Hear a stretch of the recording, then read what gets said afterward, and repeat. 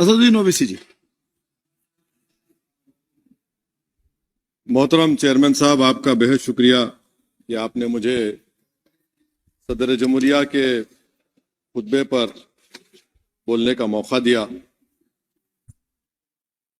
Sir, मैं हस्बे आदत और हस्बे रिवायत उसकी मुखालिफत में खड़ा हूं और सदर जमहूरिया के खुतबे को अगर आप देखेंगे सर, तो उसमें पूरे खुतबे में लफ्ज मुसलमान तो छोड़िए, लफ्ज अक़लियत भी इस्तेमाल नहीं हुआ है। और मैं बड़ी जिम्मेदारी के साथ आपके सामने अर्ज कर रहा हूं कि भारत में 14% मुसलमान जो आबादी के लिहाज से 17 करोड़ आते हैं, वो आज पिछले 10 साल में नरेंद्र मोदी की सरकार में अपने आप को एक गैर यकीनी कैफियत में पाते हैं। अपने सोचते हैं कि हमारी शनाख्त को खतरा है, हमारे वजूद को खतरा है।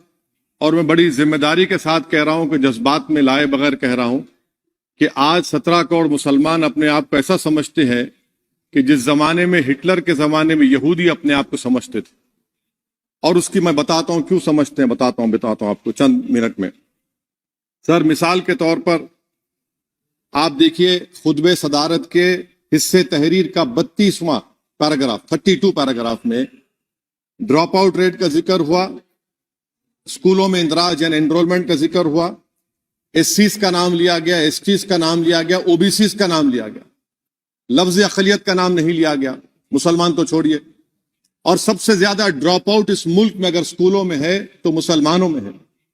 सबसे कम एनरोलमेंट अगर है तो मुसलमानों में, हायर एजुकेशन में। गवर्नमेंट का डेटा है सर कि मुसलमानों का जो स्टूडेंट ड्रॉप आउट है वो 14.42 से क्लास 1 से शुरू होता और वो क्लास 6 और 8 को पहुंचे अब तक वो 10.76 को पहुंचता है। ये गवर्नमेंट का डेटा है। यानी क्लास 1 से क्लास 6 से 8 तक ये हाल है। आपने क्या किया सर इस बजट में? प्री मैट्रिक स्कॉलरशिप को सिर्फ 9th क्लास तक महदूद कर दिया और इसमें आपने पैसे कम कर दिए प्री मैट्रिक स्कॉलरशिप में। और सर 2022-23 का बजट आप देखिए, 5026 करोड़ रुपए दिए गए थे, जिसमें से सिर्फ 663 करोड़ इस्तेमाल हुए। अब आप आ जाइए सर, AISHE का डेटा है कि हायर एजुकेशन में मुसलमानों का 8.5 ड्रॉप आउट रेट हुआ है। 2020-21 में गवर्नमेंट का डेटा बता रहा है कि 1,80,000 मुसलमान हायर एजुकेशन में नहीं है। प्री मैट्रिक स्कॉलरशिप को आपने 423 करोड़ था, उसको आपने इस साल 326 कर दिया। मौन आजाद फेलोशिप को 45 करोड़ कर दिया। MCM जो 44 करोड़ था 33 करोड़ कर दिया। बताइए, जो सबसे ज्यादा जिसका कम्युनिटी का ड्रॉप आउट रेट है और जो हायर एजुकेशन नहीं, उससे आप ये बर्ताव करते हैं। सर, दूसरी बात यह है कि हम ये देख रहे हैं कि 10 साल में इस सरकार में कोई हद नहीं छोड़ी है गलत हुक्मरानी की, नफरतों को भड़काने की, कोई हद नहीं छोड़ी गलत फहमियों को फैलाने की, और कोई हद नहीं छोड़ी इस मुल्क के अवाम नास को तर्क करने की। इस 10 साल में हमने क्या देखा सर? जमहूरियत हमारे वतन अजीज की को बचाना बहुत जरूरी है। ये गरीबों के लिए और कमजोरों की एक बहुत बड़ी ताकत है। मगर 10 साल में, 9.5 साल में क्या हुआ? सिर्फ एक शख्स को मजबूत कर दिया गया, एक मजहब को मजबूत कर दिया गया, एक आइडियोलॉजी, एक नजरिए को मजबूत कर दिया गया, एक शनाख्त को सब शनाख्त के आगे दूसरी शनाख्तों को मिटाने की कोशिश की गई, एक जबान को मजबूत कर दिया गया। तो हमारी जमहूरियत तो खोखली हो चुकी है। और सर, कोई भी हुकूमत और पार्टी सिर्फ जबर और इस्तेसाल पर कायम नहीं रह सकती है सर।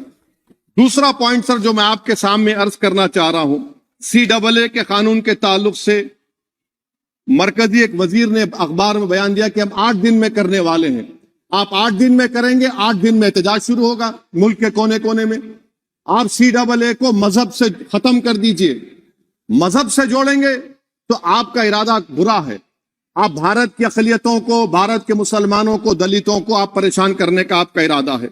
सर दूसरी बात यह है कि अब CAA के खिलाफ क्यों हम है? क्योंकि सीमांचल के मुसलमान को आप बांग्लादेशी कहते हैं। कोई मिनिस्टर मुझे कहता है कि घुसपैठी है, रोहिंग्या है। तो CAA को मजहब से जोड़ना गलत था, उसको निकालिए। मगर हमारे देश के प्रधानमंत्री सर, वतन अजीज के वजीर आजम, मैं बड़ी जिम्मेदारी के साथ कह रहा हूं कि मैं अपने बचपने में जब हिस्ट्री पढ़ता था तो मैंने एक स्टैचू की फोटो देखी थी, प्रीस्ट किंग ऑफ मोहनजोदारो। ऐसा लगता है कि वैसा ही लग रहा है कि प्रधानमंत्री नहीं है बल्कि पुजारी सम्राट बन चुके हैं वो। और मैं क्यों कह रहा हूं कि हमारे सदर जमहूरिया ने कहा था कि 22 जनवरी एक तारीखी दिन है, बिल्कुल तारीखी दिन है। 22 जनवरी की बुनियाद 6 दिसंबर 92 को रखी गई। 22 जनवरी की बुनियाद 86 में ताले खोलकर रखी गई। 22 जनवरी की बुनियाद जीबी पंत ने रखी थी, इसीलिए तारीखी दिन है। और तारीखी दिन इसलिए भी है कि सर इसी ऐवान में 16 दिसंबर 1992 को हमने एक रेजोल्यूशन पास किया था। आप बताइए कि आज इस मुल्क में चाहे कोई सेकुलर पार्टी का हो या जो भी हो, वाले सब सेकुलर है, बुरा मैं हूं, किसी में हिम्मत नहीं है कि 6 दिसंबर की बात की जाए। और वो तारीखी दिन इसलिए भी है सर, इंसाफ करने वालों में एक NCLT के चेयरमैन, एक गवर्नर और एक नामजद शुदा रुकने पार्लियामेंट बैठे हुए थे। अब आप बताइए मेरे पास बचा क्या है? बचा यह है कि आर्टिकल 32 बचा है जिसको बाबा साहब अम्बेडकर ने दिया। आज मुल्क के 17 करोड़ मुसलमान भारत के वजीर आजम पर एतमाद भरोसा नहीं करते, बिल्कुल नहीं करते, बता रहा हूं, खुल के कह रहा हूं। अगर आप आर्टिकल 32 का ड्यू प्रोसेस ही खत्म कर देंगे तो फिर मेरे पास क्या बचेगा सर? क्या बचेगा? मैं तो यहां खड़े होकर वो सुप्रीम कोर्ट के मायानाज बेबाक वकील दुष्यंत दवे की तरह तो नहीं कह सकता। मुझे आज भी रूल ऑफ लॉ में भरोसा है, मुझे आज भी कानून पर, संविधान पर भरोसा है, मगर ड्यू प्रोसेस तो फॉलो होना चाहिए। ड्यू प्रोसेस फॉलो नहीं हो रहा। एक तारीखी दिन 22 जनवरी था, एक तारीखी दिन 31 जनवरी था। सर रात के अंधेरे में अपील किए बगैर आप आरे लेकर रास्ता खोल देते हैं। क्या पैगाम दे रहे हैं सर? 600 साल की मेहरौली की मस्जिद को बगैर को नोटिस दिए आपने डिमोलिश कर दिया। मैं जिम्मेदारी के साथ कह रहा हूं कि भारत के प्रधानमंत्री और उनकी सरकार भारत के मुसलमानों से उनकी शनाख्त को छीनना चाहते हैं। ख्वाजा अजमेरी के आस्थाने पर चादर बिछाइए, मगर आप जो चादर मुझसे छीनना चाह रहे हैं, मेरी मस्जिद है, आप हर मस्जिद को छीनना चाहते हैं। आप बताइए 17 करोड़ मुसलमानों को क्या पैगाम दे रहे हैं आप कि आप हर मस्जिद को छीन लेंगे मुझसे? फिर मेरा वजूद किस माने रखता है? मेरा शनाख्त क्या माने रखता है? रूल ऑफ लॉ क्या माने? अच्छा 1991 के प्लेसेस ऑफ वर्शिप एक्ट पर क्यों नहीं बोलते आप लोग? आप उस पर कायम है नहीं है। आप 500 साल की बात करते, मैं आपसे कहता हूं भाई 500 साल पे मत जाइए, बौद्ध पे जाइए, जैनिज्म पे जाइए, शैविज्म पे जाइए, कहां रुकेंगे? अरे इस देश को आजादी मिली 47 में, संविधान मिला हमको बाबा साहब अम्बेडकर का, बराबरी का। उससे पहले तो राजा रजवाड़े थे, जमहूरियत नहीं थी, लोकतंत्र नहीं था, मगर आप उसको उस बारे में लेके जाते। अरे 500 साल आगे क्या होगा बताइए? आप किसी एक सिविलाइजेशन, सर अंग्रेजी में किसी ने कहा था, civilisation cannot be rewritten by hatred, history cannot be corrected by demolition. आप ये नहीं कर सकते। और मैं उम्मीद करता हूं कि जब मौर्ख तारीख लिखेगा, नरेंद्र मोदी इस मुल्क में तारीख लिखना चाहते हैं। क्या तारीख लिखना चाहते हैं? कि मैंने इस देश को, गांधी अंबेडकर के देश को मैंने हिंदू राष्ट्र बना दिया।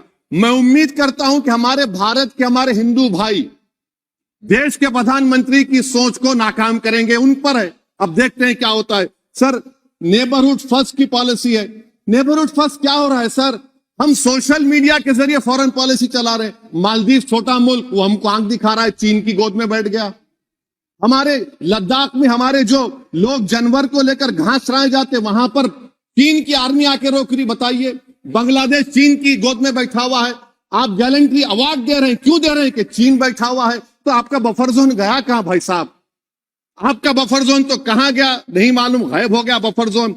और दूसरी बात सर, आप ये भी देख लीजिए कि यहां पर मैं आपको इंपॉर्टेंट पॉइंट ये बताना चाह रहा हूं सर।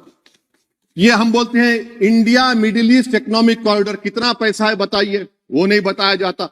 अच्छा सर, सबसे तकलीफ दे बात मेरे लिए है कि भारत ने यूनेस्को का इलेक्शन पाकिस्तान से हार गया। हम पाकिस्तान से हार गए, ये आपकी फॉरेन पॉलिसी है। यूनेस्को का इलेक्शन हम पाकिस्तान से हार गए। अच्छा, मामला इजराइल का, फलस्तीन का, गाजा का आया। अक्टूबर में 10,000 लोग मर गए, हमने यूएन में सीज फायर की तायीद नहीं की। दिसंबर आया 20,000 मर गए तो हमने तायद कर दी। क्यों तायद की? क्योंकि ग्लोबल साउथ को हमको फॉलो करना पड़ रहा। भारत ग्लोबल साउथ को फॉलो कर रहे, मिले तकलीफ दे बात है। यह आपकी नाकामी का बहुत बड़ा सबूत है। इसीलिए हम बता रहे हैं कि यह सरकार की बहुत से नाकाम। अच्छा, अलीगढ़ मुस्लिम यूनिवर्सिटी, आखिरी पॉइंट, अलीगढ़ मुस्लिम यूनिवर्सिटी। सर आप उत्तर प्रदेश से आते हैं। सर 81 में एक्ट पास हुआ। हमारा लॉ ऑफिसर कोर्ट में कहता है कि मैं पार्लियामेंट के एक्ट को नहीं मानता। कैसे नहीं मानते सर?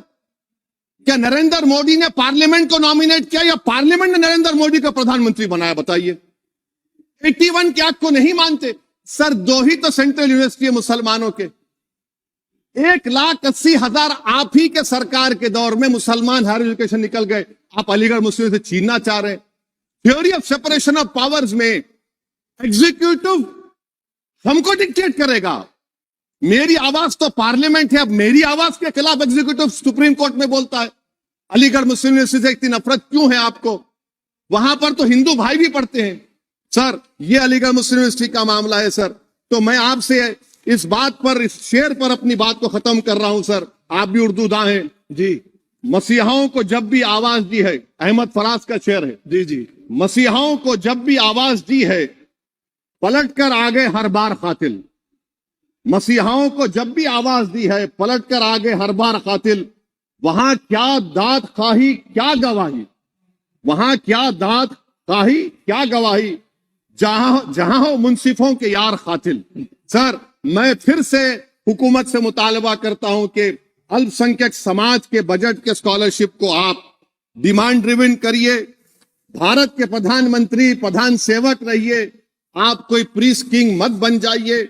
आप जीतेंगे, कौन जीतेंगे देश तय करेगा। मगर याद रखिए 17 करोड़ मुसलमान आज गम और गुस्से में हैं और इस बात को महसूस कर रहे हैं, इस बात को महसूस कर रहे हैं कि प्रधानमंत्री को हम नोट नहीं दिए मगर हमारा प्रधानमंत्री है। आखिर ये प्रधानमंत्री 17 करोड़ मुसलमानों की उनकी शनाख्त को कैसे मिटा रहे हैं, कैसे उनको आप मार्जिनलाइज कर रहे हैं। इसीलिए सर मैं उम्मीद करता हूं कि हमारे सेकुलरिज्म जो है वो, मैं पॉलिटिकल सेकुलरिज्म कभी नहीं माना, जो सेकुलरिज्म संविधान में लिखा गया उसकी हिफाजत करेंगे। मुल्क अहम है। वरना याद रखिए आप चुनाव जीते या हारे, मगर अगर आप 17 करोड़ एक जनता को आप गैर यकीनी कैफियत पैदा कर देंगे, ये देश के हित में नहीं होगा।